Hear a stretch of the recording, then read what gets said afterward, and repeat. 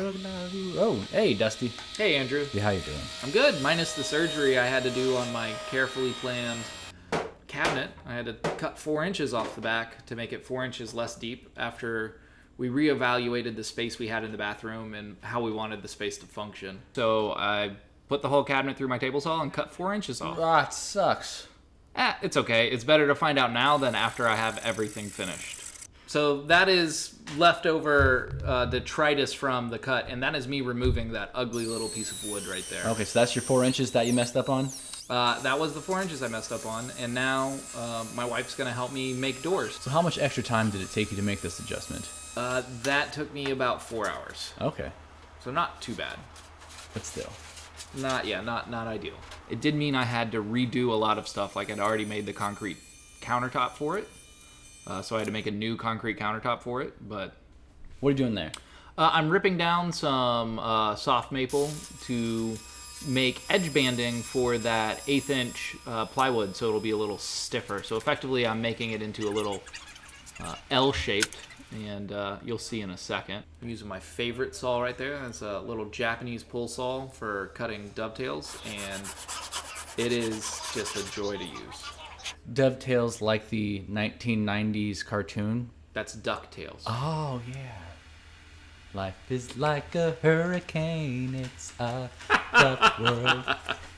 All right, that's making it. So it just gets glued onto the edge of the plywood, and then that prevents the plywood from bowing or warping. And what is that thing? That's a block plane. I'm just tapering the edges of those bands so that they'll slide in the runners a little bit better. Okay, so what are you placing in there? Magnets. Some neodyme rare earth magnets. Rare, well, that means nothing to me. It means nothing to me either. It just means they're strong. And they work. And they work, yeah. Okay, fair enough. So there's just some 2-part epoxy holding those magnets in.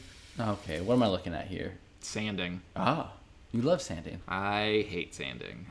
What am I looking at now? I am doing the same treatment that I did to the Murphy bed. I am shellacking it, about 5 or 6 coats of a 1-pound cut of shellac, and then I will wax the entire surface with Renaissance wax, which is effectively a microcrystalline wax that forms a pretty fantastic barrier. We'll see how it holds up in the bathroom. I may have to reapply, but both of those finishes were chosen because you can reapply really easy. You can touch them up quite quickly.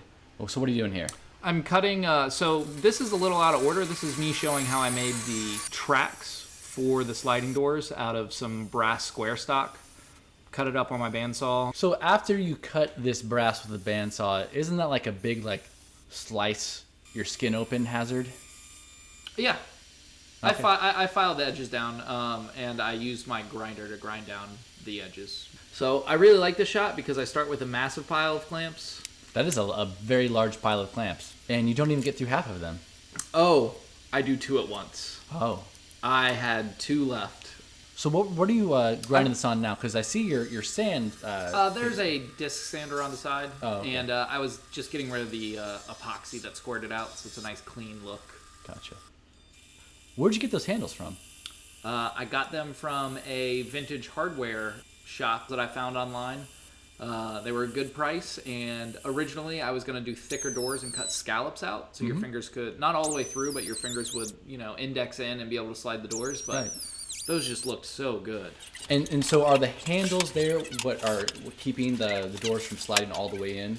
Actually not. So the doors are both 10 inches longer. You'll see that there are 2 shelves, and then in between them there is an empty space, and that empty space houses all the plumbing, all the pipes. So all of that's hidden, and then those doors are designed to open, but they have an extra 10 inches on both sides of the door, so at no point can you open the door and see the plumbing. Okay. So we're making the concrete mold now. I love working with concrete now. I'm gonna make a whole bunch of concrete top to tables. It's super easy. It looks really cool, it looks really modern. The reason I like wood is you buy a piece of wood, you make it into any shape you want. And with concrete, you can do the exact same thing. You can make it into any shape you want. It doesn't matter. It can be super complex. It can have convex curves. It can have acute angles, you name it. And you just make it, and then you fill with concrete, and 2 days later, boom, done. It's so easy. I don't know how well it's gonna hold up. We'll see. Maybe in 10 years, I'll be like, concrete was stupid. But right now, concrete's awesome. Luckily, because I made 2 countertop molds and filmed making the countertop twice, I had a lot of good footage to choose from. Oh, there you go. I didn't see it beat out any of the bubbles from the concrete. I did it, but it's just not very interesting. To you, maybe. Put it in the comments if you missed seeing the bubbles pop out of the cement.